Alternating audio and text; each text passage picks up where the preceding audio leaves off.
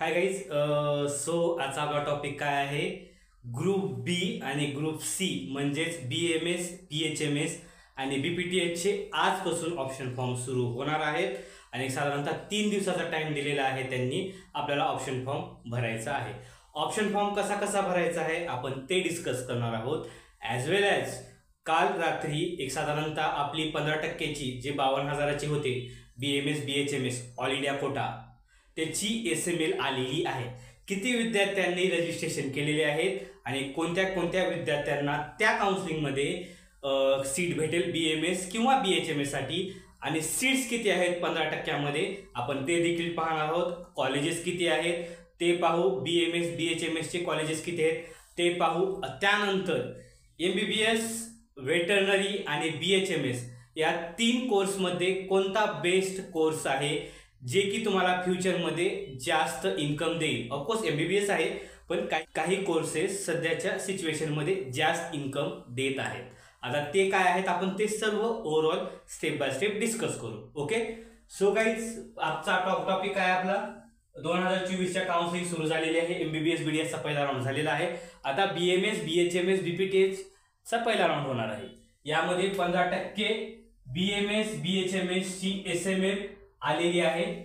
SML आलेली आहे आणि SML किती विद्यार्थ्यांनी रजिस्ट्रेशन केलेले आहेत, कोणते कोणते विद्यार्थ्यांना कॉलेज भेटेल आपण ते देखील डिस्कस करू. त्यानंतर 85% BMS, BHMS, BPTH स्कोर नुसार तुम्हाला ऑप्शन्स कसे भरायचे, स्कोर नुसार तुम्हाला ऑप्शन कसे भरायचे आणि तुम्हाला कितव्या राऊंड पर्यंत कॉलेज भेटेल आपण ते देखील डिस्कस करू. त्यानंतर MBBS, BMS, veterinary best income course कोणता आहे ते शेवटी डिस्कस करू. ओके. स्टेप बाय स्टेप तुम्हाला समजलं आजचा टॉपिक काय आपला. आता स्टेप बाय स्टेप पाहू आपण. ओके. फर्स्ट पहिला काय आहे 15% all India quota. 15% all India quota only private Maharashtra, only private Maharashtra BMS आणि BHMS SML आलेली आहे. आपली SML आलेली आहे. ज्या विद्यार्थ्यांनी 52,000चे रजिस्ट्रेशन केले होते अशा किती विद्यार्थ्यांनी रजिस्ट्रेशन केलेले आहेत आपण ते पाहू. 2023ला किती होते ते देखील पाहू पहिल्या राऊंडसाठी आणि 2023ला पहिल्या राऊंडचा कट ऑफ काय होता आणि 2024ला काय येऊ शकतो आपण ते देखील पाहू. ठीक आहे. सो गाईज रजिस्ट्रेशन पहिल्या राऊंडसाठी किती विद्यार्थ्यांनी रजिस्ट्रेशन केलेलं आहे 2024 साठी 3,335. किती? 3,335 विद्यार्थ्यांनी रजिस्ट्रेशन केले आहे 2024च्या काउन्सिलिंगसाठी. ओके. आता पहिल्यांदा क्लिअर करतो मी. पहिल्यांदा काय आहे BMS साठी या काउन्सिलिंगमध्ये, BMS साठी या काउन्सिलिंगमध्ये 15%मध्ये. सो गाईज मी अगोदरच क्लिअर करतो तुम्हाला BMS आणि BHMS साठी 15%मध्ये किती सीट्स आहेत. ओके. BMS साठी 727 जागा आहेत. 727 जागा आहेत BMS साठी आणि BHMS साठी 621 जागा आहेत. 621. आता खूप विद्यार्थी म्हणत आहेत सर नवीन कॉलेज आलेले आहेत त्या ठिकाणी सीट इन्क्रीज होतील. काय ज्या ठिकाणी सीट इन्क्रीज होतात पण नवीन कॉलेज सर्व पहिल्या किंवा दुसऱ्या राऊंडला तरी यायला पाहिजेत. पहिल्या किंवा दुसऱ्या राऊंडला ते तरी आले तर तुमची जागा वाढतील ना. तर एक साधारणतः जाऊ द्या तुमच्यासाठी 800 ते 900 करा. तुमच्यासाठी 800 ते 900 जागा आहेत BMSच्या समजा. ओके. पण राऊंडमध्ये आल्यानंतर कॉलेजेस, सर्व कॉलेजेस जे काय BMSचे ब्राउचरमध्ये कॉलेजेस दिलेले आहेत ते सर्व कॉलेज आले तर एवढ्या जागा राहतील. नाहीतर सध्या आहे ना 727 जागा आहेत 2024 साठी. ओके. आणि BHMS साठी 621 जागा आहेत आणि रजिस्ट्रेशन किती विद्यार्थ्यांनी केलेलं आहे 3,335 विद्यार्थ्यांनी रजिस्ट्रेशन केलेलं आहे 2024 साठी 52,000 पे करून. ओके. त्यानंतर काय आहे 2023ला पहिल्या राऊंड साठी किती विद्यार्थ्यांनी रजिस्ट्रेशन केले होते 2,655. 2,655 जणांनी रजिस्ट्रेशन केले होते. म्हणजे या ठिकाणी 680 विद्यार्थी यावर्षी वाढलेले आहेत पहिल्या राऊंड साठी. किती? 680. आणि सीट्स किती आहेत 727. आता BMS चे पण आहेत BHMS चे आहेत पण काय आता सांगतो तुम्हाला वरचे 2,000च्या वरचे जे आहेत 2,000च्या वरचे ते BMSच्या रेंजसाठी आणि 2,000च्या खालचे किती ते BHMSच्या रेंजसाठी. त्या हिशोबाने तुम्हीच पहा की कट ऑफ काय राहील. ओके. 2023 साठी पहिल्या राऊंडचा कट ऑफ आहे ना 307 होता जे की ते माजलगावचं कॉलेज होतं. माजलगावचं कॉलेज होतं. किती? 2023ला 307 हा कट ऑफ होता आणि ते माजलगावचं कॉलेज होतं. आलं लक्षात. त्यानंतर काय आहे ऑप्शन फॉर्मची डेट. आता याचे देखील ऑप्शन फॉर्म सुरू होणार आहेत. याचे ऑप्शन फॉर्मची डेट आपण पाहू काय आहे. ओके, सो गाइज यांची ऑप्शन फॉर्म आहे ना 11/9/2024. 11/9/2024 सेट मॅट्रिक्स आल्यानंतर इव्हनिंगला ऑप्शन फॉर्म सुरू होतो, जास्त मॉर्निंगला नसतो. आत्ता सांगतो तुम्हाला, सेट मॅट्रिक्स आलं की तुमचे ऑप्शन फॉर्म सुरू होतात. सेट मॅट्रिक्स साधारणतः 2 किंवा 4च्या दरम्यान येतं आणि 4 ते 6च्या दरम्यान तुमचे ऑप्शन फॉर्म सुरू होतात. कोणता का कोर्स असणार. ओके, तर 11/9/2024 ते 13/9/2024च्या दरम्यान तुम्हाला फॉर्म भरायचा आहे 15%साठी. लक्षात. त्यानंतर 14 तारखेला तुमचा रिझल्ट लागेल. 14 तारखेला आता तुम्ही जे 15%चे ऑप्शन फॉर्म भरणार आहात त्याचा रिझल्ट 14 तारखेला लागेल आणि 15/9/2024 ते 18/9/2024 च्या दरम्यान तुम्हाला ऍडमिशन करायचे आहे. या ठिकाणी ऍडमिशन करायचे आहे. गाईड आता सांगतो, या ठिकाणी डेट एक्सटेंड होऊ शकते कारण की फेस्टिवल वीक आहे, त्यामुळे या ठिकाणी डेट एक्सटेंड होऊ शकते. लक्षात. आता ऍडमिशनचं समजलं तुम्हाला. ऍडमिशन जर तुम्हाला डीडी निघत असेल तर डीडी घ्या, चेक असेल तर चेकवरती देखील तुमचं ऍडमिशन ऍक्सेप्ट होईल या पिरियडमध्ये. ओके, आता त्यानंतरचा ऑप्शन पहा. 380च्या विद्यार्थी, 380च्या पुढचे जे विद्यार्थी आहेत, काय म्हणलं मी तुम्हाला, 380 प्लस जे विद्यार्थी आहेत ते तुम्हाला तुमच्या आवडीचे कॉलेज टाका. तुमच्या आवडीचे जेवढे कॉलेज असतील तेवढे टाका. तुम्हाला सिटी वाईज टाकायचे सिटी वाईज टाका, तुम्हाला टॉप पासून बॉटम पर्यंत टाकायचे तसं टाका, काही प्रॉब्लेम नाही. पण सर्वच ऑप्शन टाकू नका. या ठिकाणी 15% बद्दल बोलतो बरं का मी, 15% बद्दल बोलतोय. या ठिकाणी तुम्ही 380च्या पुढचे जे विद्यार्थी आहेत त्या विद्यार्थ्यांनी 40 आपले टॉपचे जे 40 कॉलेजेस आहेत ना त्यामध्ये देखील टाका. जर तुम्हाला 40च्या खालचं कोणतं आवडत असेल ते टाका. म्हणजे इन शॉर्ट काय म्हणायचं मला, 380च्या प्लसच्या विद्यार्थ्यांनी तुम्हाला जे कॉलेज पाहिजे तेच टाका, जे की 85% पॉसिबल नाहीये पण 15% तुम्हाला पॉसिबल आहे. या 727 मध्ये तुम्हाला सीट भेटू शकते. त्यामुळे 380च्या पुढच्या विद्यार्थ्यांनी काय करायचे आहे, तुमच्या आवडीचे कॉलेजेस टाका आणि त्यानंतर जर तुम्हाला रिस्क वाटत असेल तर तुम्ही सर्व टाकू शकता, पण टाकायची गरज नाहीये, तुम्ही सेफ झोन मध्ये आहात. लक्षात. साधारणतः 40च्या आतच कॉलेज टाका, जे तुम्हाला सिटी आवडेल त्या सिटीमध्ये टाका, काही प्रॉब्लेम नाही. तुम्हाला जवळचे असतील, तुमच्या घराच्या जवळचे असतील ते टाका. लक्षात. त्यानंतर 300 ते 380 काय, आता 300 ते 380च्या आतल्या विद्यार्थ्यांनी आहे ना, 300 ते 380च्या आत जे विद्यार्थी आहेत त्या विद्यार्थ्यांनी आहे ना सर्वच कॉलेज टाका, काही प्रॉब्लेम नाही, तुमच्या मनावरती आहे. सर्वच कॉलेज टाकू शकतात. काही स्किप करायचे स्किप करू शकतात. 350च्या पुढच्या विद्यार्थ्यांनी काही कॉलेजेस स्किप करायचे स्किप करू शकतात. पण जर तुम्हाला फीस कम्फर्टेबल असेल तर तुमच्या फीसनुसार कॉलेज काढून टाका तुम्ही फीसनुसार. हे ऑप्शन तुम्ही मात्र नक्की भरा. हे ऑप्शन मात्र तुम्ही नक्की भरा. लक्षात. त्यानंतर आहे BHMS. आता BHMSच्या स्कोरनुसार ऑप्शन टाकायचे तुम्हाला. BHMSचे जे ऑप्शन आहेत ना तुम्हाला ते तुमच्या स्कोरनुसार टाका, तुम्ही कसे टाकायचे तसे. 200च्या खालचे विद्यार्थी ते सांगतो तुम्हाला. 200 प्लस असतील, 200च्या खाली विद्यार्थी असतील तर सर्वच टाका. 200 प्लस विद्यार्थी असतील, जर तुम्हाला जे पाहिजे तेवढेच टाका. तुम्हाला जे पाहिजे आहे BHMSचं कॉलेज तेच टाका. 200च्या पुढच्या विद्यार्थ्यांनी. लक्षात. 15% आहे, त्यामुळे कुठल्याही प्रकारची रिस्क घेऊ नका. पहिल्या राऊंडला जर कॉलेज भेटलं तर तुम्हाला घ्यावंच लागेल. या ठिकाणी फ्री एक्झिट नसते. लक्षात. ठीक आहे. या ठिकाणी फ्री एक्झिट नाही का, या काउन्सिलिंग मध्ये फक्त फ्री एक्झिट नाही, 2च राऊंड होतात त्यांचे. जर राहिल्या सीट तर ते 85% मध्ये जातात 2 राऊंड नंतर. तर या ठिकाणी फ्री एक्झिट नाहीये. जेवढे कॉलेज तुम्हाला पाहिजे तेवढेच टाका. 50,000 तुम्हाला बुडवायचे असतील तर तुम्ही एक्सपेरिमेंट करू शकता, पण तसं काही चूक वगैरे करू नका. ठीक आहे. त्यानंतर आता यानंतर नोट आहे, मोस्ट इम्पॉर्टंट नोट आहे. यामध्ये BMSचे प्रायव्हेटचे 93 कॉलेज आहेत ब्राउचरमध्ये. किती? BMSचे 93 कॉलेज आहेत आणि BHMSचे 60 कॉलेज आहेत प्रायव्हेटचे. BMSचे 60 कॉलेज आहेत प्रायव्हेटचे. कॉलेज जे आहेत ना, हे कॉलेज जे आहेत पहिल्या राऊंडला सर्वच कधी आलेले नाही आतापर्यंत. पहिल्या राऊंडला सर्व कॉलेज कधीही आलेले नाहीयेत. त्यामुळेच मी सांगितलं तुम्हाला एवढ्या सीट्स करंट स्थितीमध्ये आहेत. लक्षात. त्यामुळे आहे ना या कॉलेजेसपैकी काहीच कॉलेज पहिल्या राऊंडला ऍड होतात, त्यानंतर काही कॉलेजेस सेकंड राऊंडला ऍड होतात. म्हणजेच एक लाईकली परमिशन कॉलेजला घ्यावी लागते ऍड होण्यासाठी. त्यामुळे ब्राउचरमध्ये जेवढे कॉलेजेस आहेत तेवढे कॉलेज कधीही पहिल्या राऊंडला अवेलेबल नसतात. नवीन असतील किंवा ओल्ड असतील BMS साठी आणि BHMS साठी. लक्षात. ठीक आहे. त्यामुळे पहिल्या राऊंडला एक्सपेक्ट करू नका सर्वच कॉलेज येतील. एक साधारणतः 93 पैकी 60 येतील, 70 येतील, काय सांगता येत नाही. यापैकी 60 पैकी 50 येतील BHMS साठी, त्यामुळे पहिल्या राऊंडला जास्त कॉलेज येत नाहीयेत. त्या हिशोबाने तुम्ही विचार करून टाका. एक लाईकली कट ऑफ कितीपर्यंत जाऊ शकतो पहिल्या राऊंडचा, एक साधारणतः 340 पर्यंत राहू शकतो पहिल्या राऊंडचा कट ऑफ. 340, 330, 340, 350च्या आत, 350च्या आत कट ऑफ राहू शकतो. किती? 330, 340, 350च्या आत. ओके. आता हा होता आपला 15% टॉपिक, जे की मी तुम्हाला क्लिअर केलेला आहे. ऑप्शन कसे भरायचे आहेत, किती विद्यार्थी आहेत आणि कसे कसे ऑप्शन टाकायचे आहेत. उद्यापासून ऑप्शन फॉर्म ह्याचे सुरू होतील. आता आपण दुसरं डिस्कस काय करणार आहोत, 85% कोटा म्हणजेच महाराष्ट्राचा कोटा, गव्हर्नमेंट ॲज वेल ॲज प्रायव्हेटचा. यामध्ये ऑप्शन फॉर्म कधी आहेत, ऍडमिशन डेट काय आहे आणि काही ज्या विद्यार्थ्यांना स्कोर आहे त्या विद्यार्थ्यांनी ऑप्शन कशी टाकायचे आहेत आपण ते डिस्कस करू. ओके.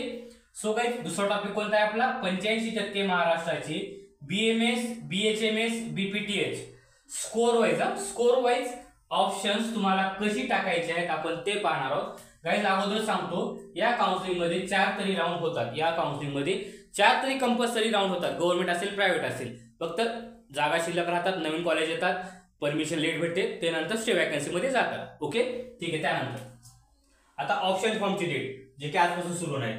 ऑप्शन फॉर्म 10/9/2024, 10/9/2024 ते 12/9/2024 संध्याकाळी 11 पर्यंत तुम्हाला ऑप्शन्स भरायचे आहे. संध्याकाळी 11 पर्यंत.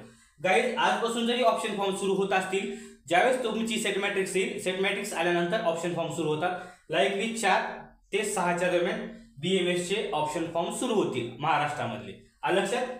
त्यानंतर रिझल्ट हा 14 तारखेला लागणार आहे, 14/9/2024. गाइस, आता सांगतो, डेट एक्सटेंड होणार आहे, 100% डेट एक्सटेंड होणार. CET आता दिला असेल, पण 1 ते 2 दिवस नंतर 100% वाढतील. ओके. त्यानंतर ज्या विद्यार्थ्यांना कॉलेज भेटलेलं आहे पहिल्या राऊंडमध्ये, कॉलेज भेटलेले आहे, जर त्यांना ऍडमिशन करायचं असेल आणि पुढच्या राऊंडला जायचं असेल तर त्यांना 15/9/2024 ते 18/9/2024 दुपारी 5:30 पर्यंत ऍडमिशन घ्यायचं आहे. या ठिकाणी डेट एक्सटेंड होईल, डेट 100% एक्सटेंड होईल. पण ऍडमिशन ज्या विद्यार्थ्यांना कॉलेज घेऊन पुढच्या राऊंडला थांबायचं आहे, रिटेन्शन फॉर्म भरायचा नाही, अशा विद्यार्थ्यांनी ऍडमिशन घेऊन, चेक किंवा DD देऊन ऍडमिशन घेऊन पुढच्या राऊंडला तुम्ही थांबू शकता. आणि जर तुम्हाला फ्री एक्झिट घ्यायची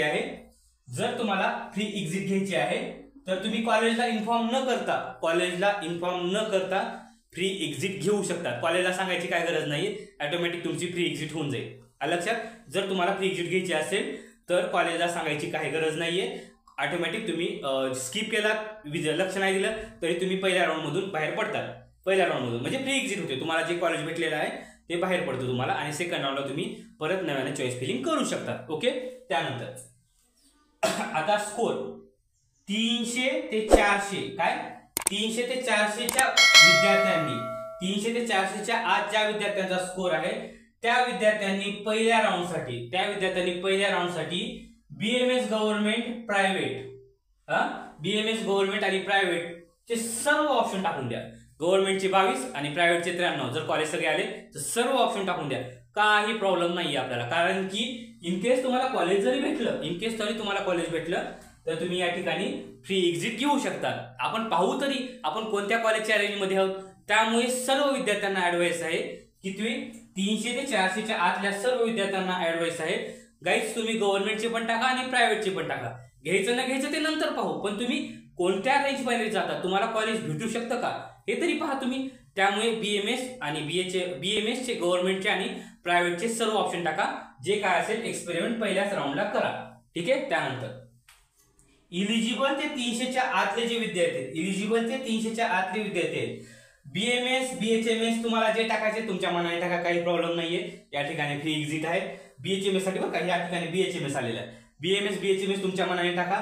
आणि ऑल पहिल्या राऊंडसाठी तुम्हाला जे एक्सपेरिमेंट करायचे आहे ते टाका. पहिल्या राऊंडला तरी तुम्ही सर्व पण टाकले तरी चालेल. इलिजिबल ते 300च्या आतले विद्यार्थी. लक्षात. BHMS टाकायचं असेल BHMS टाका, आणि आपल्याला आवडत नसेल तर फ्री एक्झिट घ्या, काही प्रॉब्लेम नाहीये. ठीक आहे. त्यानंतर आता मोस्ट इम्पॉर्टंट 400च्या पुढचे जे विद्यार्थी आहेत, 400च्या पुढचे जे विद्यार्थी आहेत त्या विद्यार्थ्यांनी 40 ते 60 पर्यंतच कॉलेज टाका.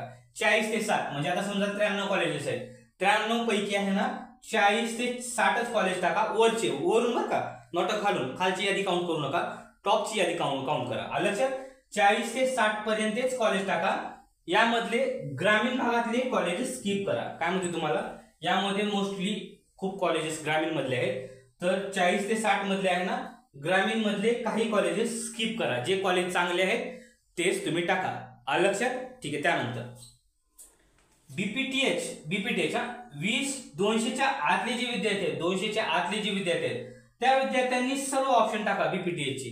जेवढे आपले 70-75 कॉलेजेस आहेत बीपीटीएच चे, ते सर्व ऑप्शन टाका. काही 73 ते 75 कॉलेज आहेत, त्या बीपीटीएच चे सर्व ऑप्शन टाका. आणि 200च्या पुढच्या विद्यार्थ्यांनी चॉईस करून टाका. 200च्या पुढच्या विद्यार्थ्यांनी चॉईस करून टाका आणि 200च्या आतल्या विद्यार्थ्यांनी बीपीटीएच जर करायचं असेल तर सर्व ऑप्शन टाकून द्या. ठीक आहे. त्यानंतर नोट घ्यायचा. नोट, आता हे मोस्ट इम्पॉर्टंट नोट आहे.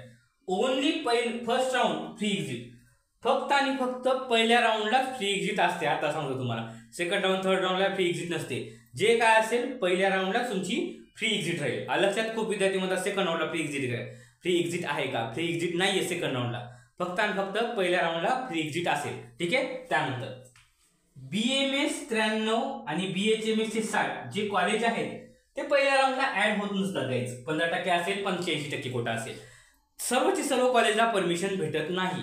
त्यामुळे जेवढे कॉलेज येतात तेवढे तुम्ही टाकू शकता. लक्षात? सो गाईज आपला शेवटचा टॉपिक काय आहे, बीएमएस, वेटरनरी आणि बीएचएमएस मध्ये इन्कम सोर्स साठी कोणता कोर्स चांगला आहे इन फ्युचर आणि सध्या त्यांची कंडिशन काय आहे आपण ते डिस्कस करू. थोडक्यात सांगतो, जे आहे ती रियालिटी सांगतो तुम्हाला. तुम्हाला बरोबर वाटत नसेल तर मी काही करू शकत नाही, पण जे खरं आहे ते तुम्हाला मी शेअर करणार. ओके.